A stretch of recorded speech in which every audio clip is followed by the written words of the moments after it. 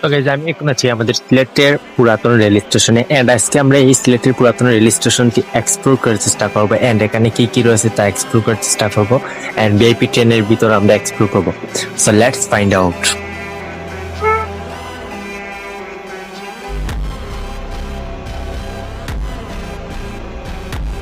Guys finally চলে আসলাম আমরা rail station.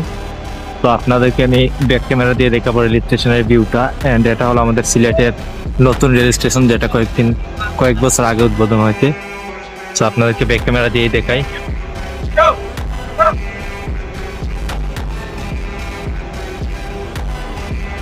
এখন আমরা রেল স্টেশনের ভিতরে মানে স্টেশনের ভিতরে ঢুকতেছি।